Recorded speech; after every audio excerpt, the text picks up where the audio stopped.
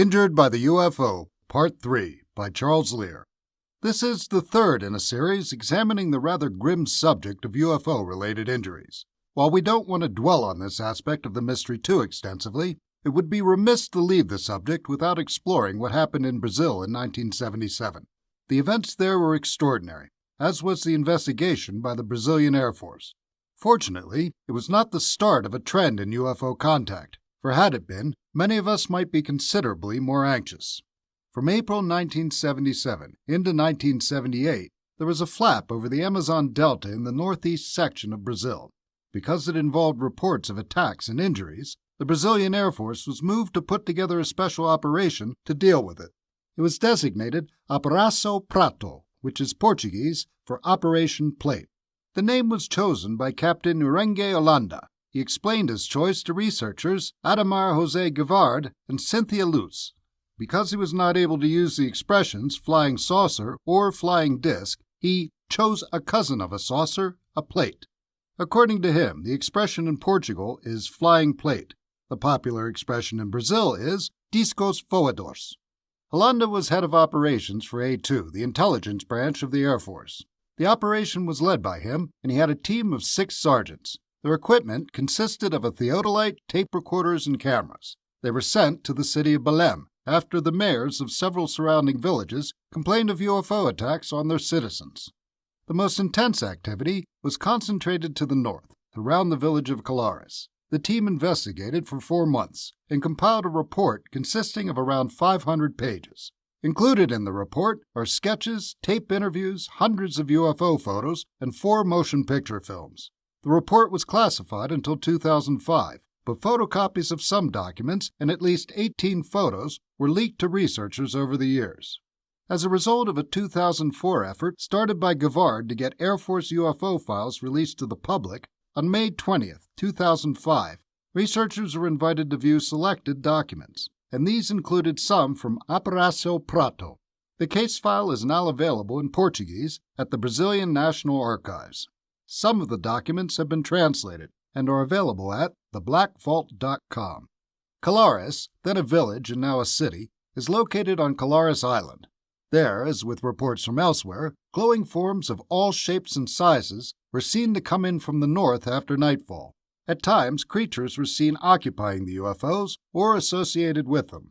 Villagers were so frightened, the women and children were sent away at night, while the men kept armed vigils. The most disturbing aspect was that people reported being hit by beams of light that paralyzed them momentarily and left them feeling enervated afterwards. Men were left with burns on the neck and women with burns on the chest. Tiny punctures were seen in some of the burns. Some suspected that they'd had blood taken from them, and many villagers started calling the UFOs chupas or chupa-chupas. Chupa means to suck in both Spanish and Portuguese. The person who witnessed the aftermath of many of the attacks was Weleide Sessam Carvalho. She was a 22-year-old nurse at the time, and she treated more than 100 villagers. She was interviewed in 2005 by Carlos Mendes, a journalist from the newspaper O Liberal.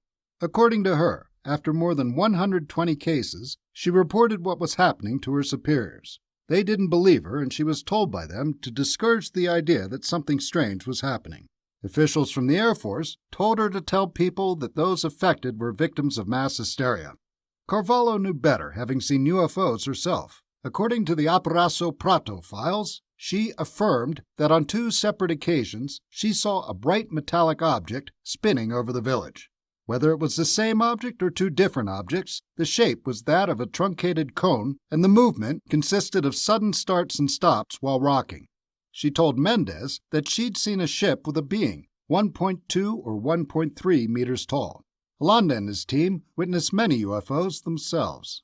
The first ufologist on the scene was Daniel Rebisso Gysi, and he wrote the first book on the subject, Extraterrestrial Vampires of the Amazon, with the help of Carvalho. Robert Pratt also traveled to the area and investigated extensively. Holanda was interviewed by Gavard in August 1997 for the magazine Revista UFO. He provided some of the most dramatic accounts. He told Gavard that they warned the villagers not to shoot at the objects. A man, who was 50 or 60 years old, ignored the advice and shot at a strange light with his rifle.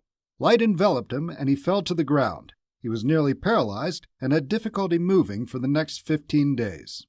2 accounts were from Baía do Sol, an area to the south of Colores. Alanda describes one instance where witnesses told him they'd watched as a couple of beings shot at a woman with a light beam pistol that left her unconscious for several minutes. The other event he described from that area involved a woman, Claudemira Peixo, who said she was awakened by a strange light that came through the window of her house.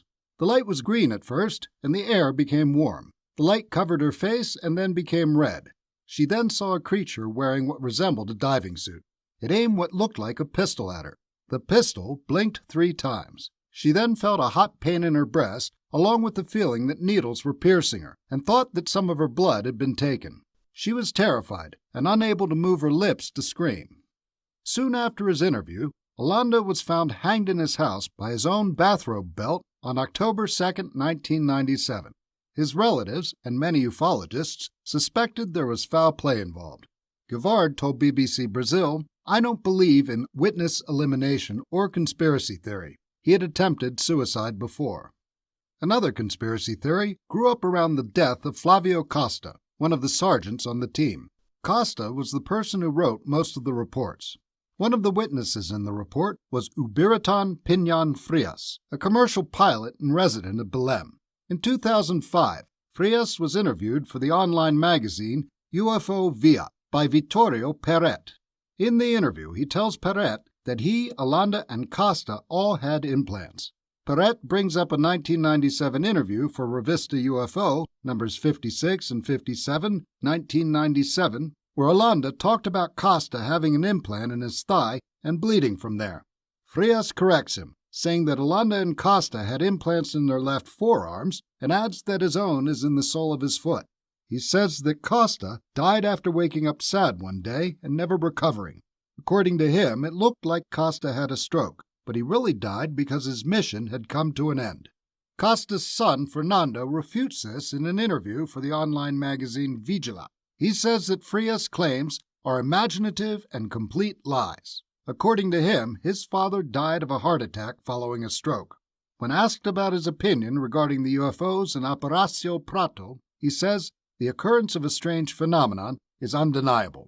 The case was investigated by many ufologists, including Jacques Vallée.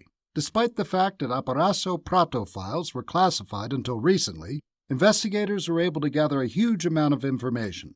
Like many tales in ufology, this one is complicated and has its twists and turns. A good place to start for those interested in exploring further is UFOs at Close Sight, maintained by Patrick Gross. In the meantime, one should always approach UFOs with caution and think twice before shooting.